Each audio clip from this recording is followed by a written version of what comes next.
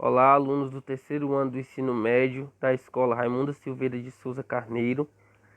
Aqui quem fala é o professor David e daremos início agora a mais uma aula, do nosso conteúdo de biologia, dando continuidade à aula passada. Hoje falaremos de hereditariedade e diversidade da vida.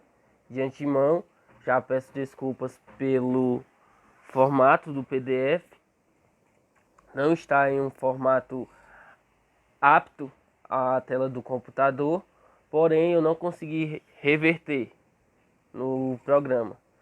Então, daremos início agora à nossa aula e espero que todos se sintam bem quanto ao conteúdo explicado e a qualquer minuto podem me interromper durante a aula para que eu possa tirar alguma dúvida. Primeiramente, alguém aqui sabe me dizer o que é hereditariedade ou diversidade da vida? Bom, esse conteúdo ele reflete as características que alguns indivíduos puxam de seus pais, avós, bisavós, familiares. E a diversidade da vida se refere à quantidade, diversidade que existe hoje durante todo o mundo, ou seja, as diferentes características, partidos de que nós todos viemos de um ancestral comum. Então, a partir de agora, daremos início à nossa aula do Ensinando Biologia.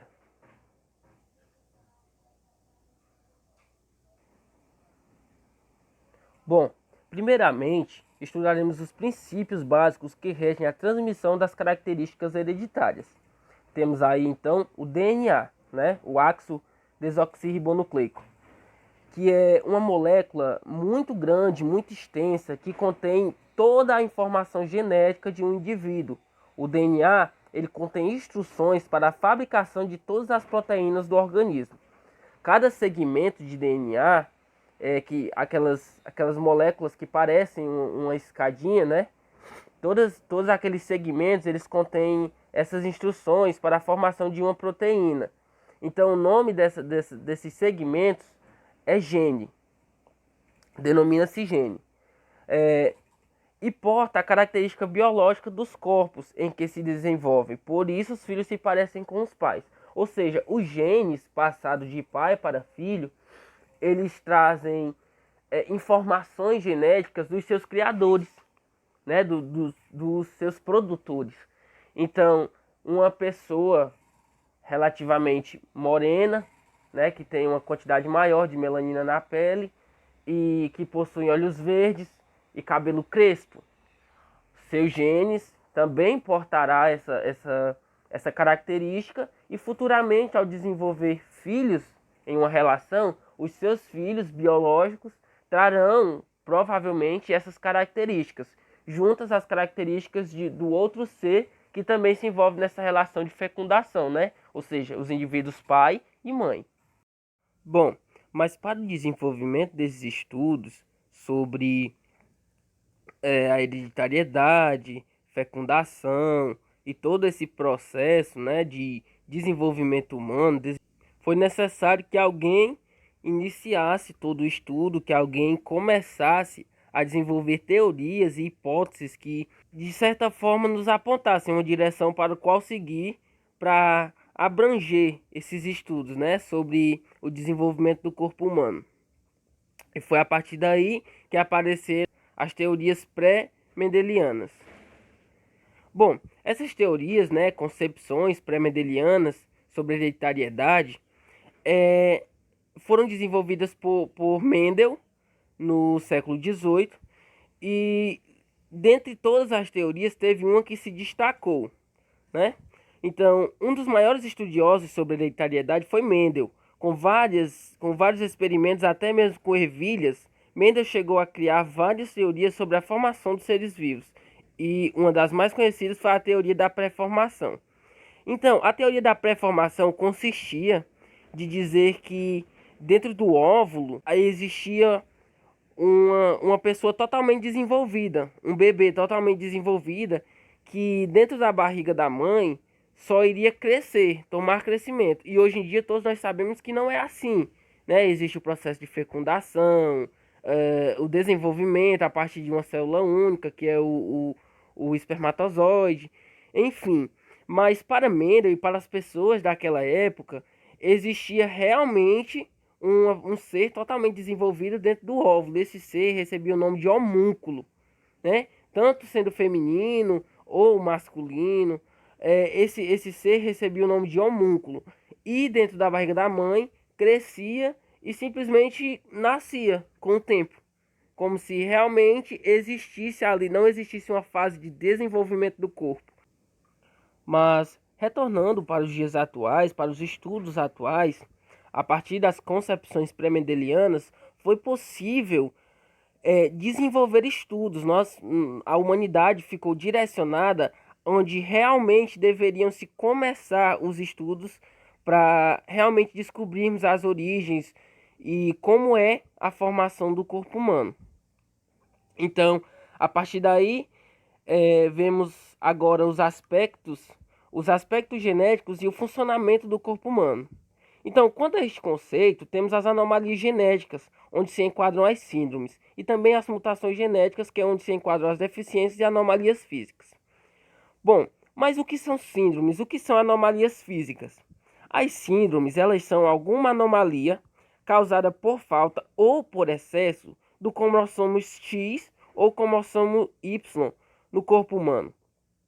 Já as deficiências físicas são inversão, a transposição, a duplicação e, enfim, são as variâncias que ocorrem na parte física do corpo e são causadas por alguma malformação durante o processo gestacional.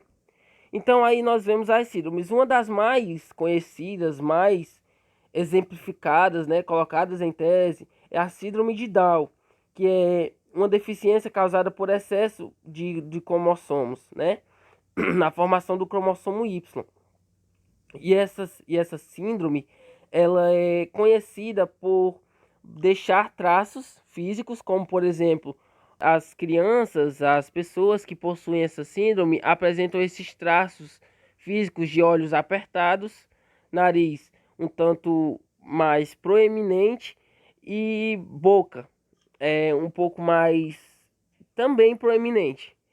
E já a deficiência física, a gente também tem várias por aí. Tem a má formação dos músculos e temos também a deficiência que incapacitam pessoas de movimentar-se, de andar. Temos a de inversão, que é quando um órgão do corpo se forma de maneira invertida, tendo um funcionamento completamente oposto do que era antes, do que realmente é para ser.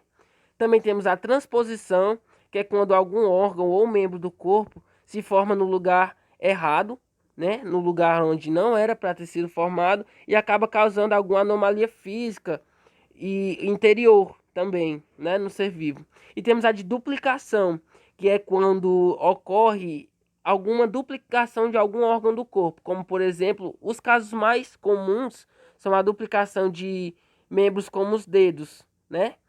Ser um dedo a mais, 2 dedos a mais. Já teve casos até de pessoas com 3, 4 dedos a mais. Então, é uma das mais exemplificadas. Bom, a hereditariedade, para nós de ciências biológicas, ela nos traz uma ideia de conservação. Como assim conservação? Conservação de características trazidas de seus pais, avós, enfim, dos seus antepassados. A partir daí, nós trazemos também aqui algumas, digamos assim, partes não físicas, né, não explícitas no corpo humano, mas que acontecem mais no interior, que também podem ser causadas por conta da hereditariedade. Uma coisa bem similar são os antígenos, os anticorpos e as doenças autoimunes. Né, a capacidade de desenvolver anticorpos a partir dos antígenos e as doenças autoimunes também podem ser trazidas por conta da hereditariedade. Então, o antígeno ele é toda substância estranha ao organismo. E quando essa substância estranha entra em contato com o organismo humano, o organismo ele rapidamente constrói, né, ali uma espécie de anticorpos. Então, o antígeno, ele geralmente ele é uma proteína ou um polissacarídeo, né? Podem ser encontrados nos envoltórios de vírus, bactérias, fungos, protozoários e vermes parasitas. E além desses conceitos de antígenos e anticorpos, também existem as doenças autoimunes, que são aquelas doenças que atacam diretamente no sistema imunológico do corpo, podendo deixar danos e sequelas permanentes, como por exemplo as diabetes, né, o colesterol, a lúpus, dentre outras doenças, né, que também podem ser desenvolvidas a partir da hereditariedade. Um exemplo bem grande, um exemplo bem constante que vemos, o câncer, que por conta da hereditariedade pode ser passado de pai para filho e permanecer essa doença assim na família, né? Constantemente casos de família. Então, podemos chamá-las também de doenças autoimunes ou doenças de certa forma hereditárias em alguns casos específicos. Bom, mas as doenças autoimunes elas também podem ser desenvolvidas a partir de fatores do meio ambiente. Por exemplo, as neoplasias e influência de fatores ambientais. É importante também ressaltar as mutações ocorridas nas células a partir de fatores naturais, e fatores ambientais causados por poluição ou algo do tipo. A frequência e a consequência das mutações celulares dependem de alguns fatores ambientais, como por exemplo a mutação das células somânticas e o tabagismo, podendo assim desencadear câncer no pulmão. O tabagismo é uma das práticas que mais desenvolvem câncer no Brasil. É, a hereditariedade, a porcentagem de hereditariedade de câncer no Brasil é de 10 a 20%. Porém, de fatores como poluição, fatores como desastres naturais, e principalmente a adoção da prática do tabagismo, né, o ato de fumar cigarros e outros tipos de materiais fumantes, materiais, digamos assim, que fumantes, né? A prática do tabagismo no geral, ele produz uma taxa de câncer, de casos de câncer de 80 a 90% dos casos. Então, o verdadeiro protagonista dos casos de câncer geralmente são o tabagismo. E é válido ressaltar também que o tabagismo, quem pratica tabagismo, não é a única pessoa a se prejudicar, né? Porque toda aquela fumaça solta pelo meio ambiente, eles acabam prejudicando alguns fatores como poluição. E quando há um acúmulo daquela fumaça, outras pessoas que não praticam tabagismo acabam sendo, digamos assim, expostas a essa fumaça, né?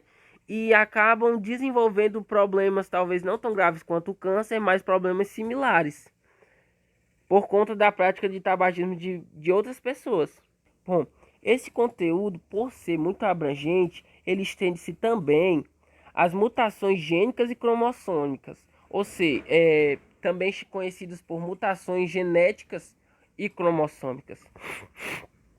As mutações genéticas são mudanças ocasionais que ocorrem nos genes, ou seja, é o procedimento pelo qual um gene sofre uma mudança estrutural. As mutações, elas envolvem a adição ou eliminação, né, substituição também de um ou poucos nucleotídeos da fita do DNA.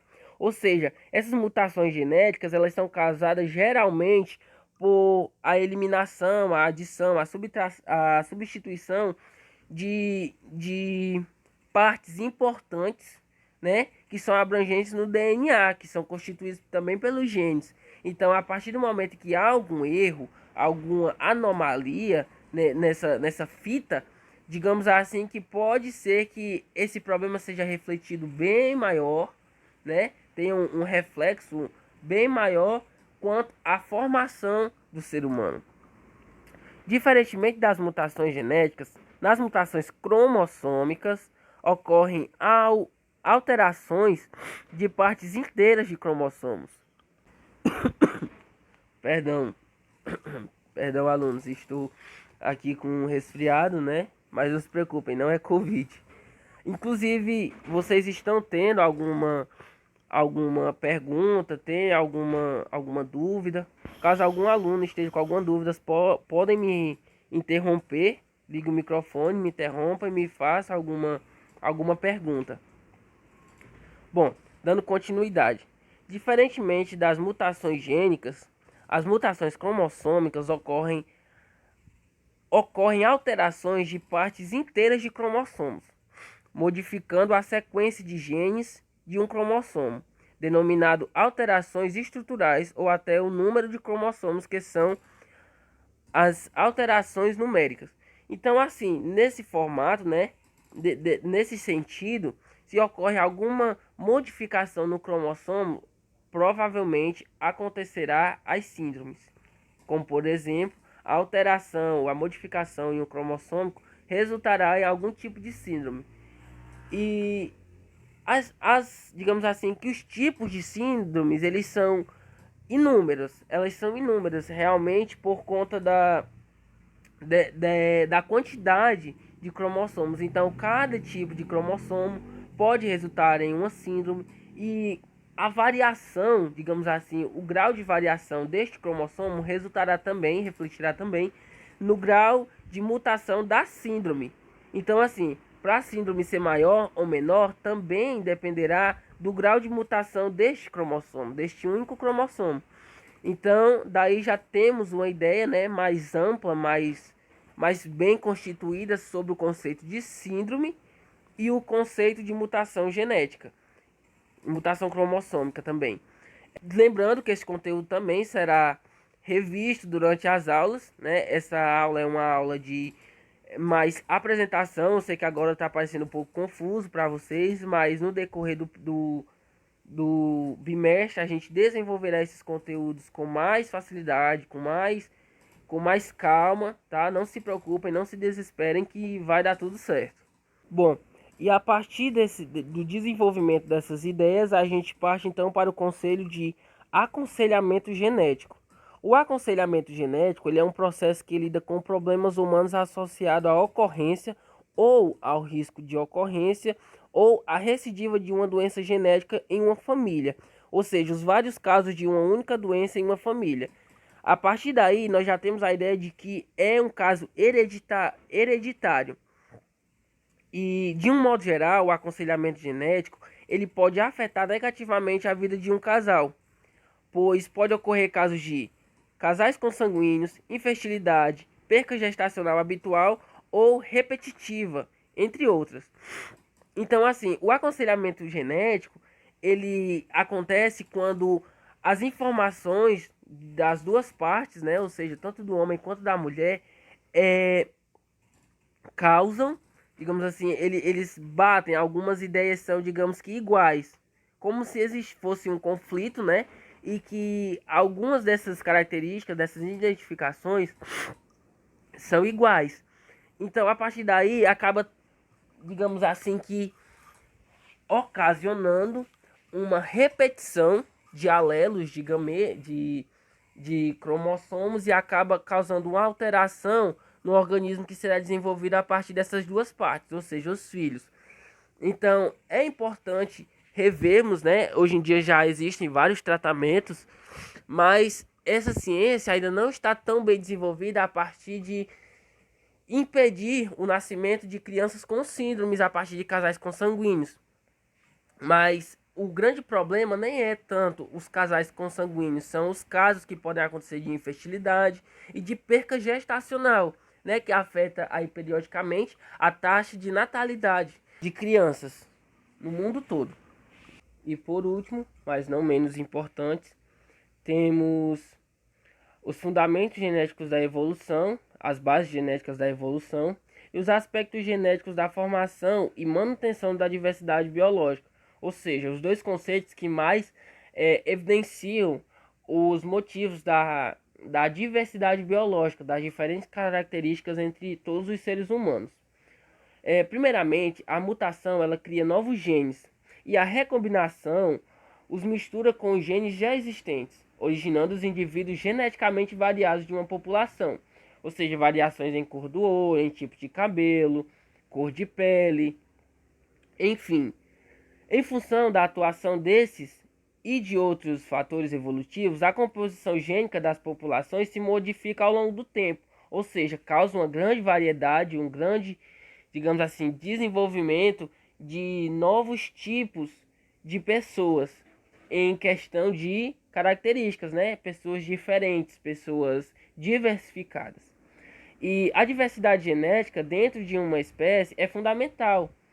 Ou seja, é de fundamental importância e necessária para manter a diversidade de espécies na natureza. Não só nos seres humanos, pessoal, mas também em animais, em novas espécies que vão sendo descobertas, enfim. A diversidade genética é gerada principalmente por seleção natural, fenômenos de recombinação genética e mutações genéticas. Então, como método de estudo para, digamos assim, enraização desse conteúdo, eu vou pedir que cada aluno, na sua casa, faça um resumo para mim bem típico mesmo, bem básico, sobre os fundamentos genéticos da evolução, né, as bases da genética da evolução e os aspectos genéticos da formação e manutenção da diversidade biológica. E eu quero que me entreguem até a próxima semana, aqui pela plataforma do Google Classroom. E desejo a todos bons estudos. E não esqueçam também de responder o quiz, que eu vou deixar junto com essa videoaula lá no Google Classroom. Viu? Muito obrigado pela participação, alunos. E, inclusive, se alguém tiver alguma dúvida, que vocês possam tirar agora, ou então podem deixar lá nos comentários dessa videoaula, que eu responderei assim que possível. Espero que o mais rápido possível.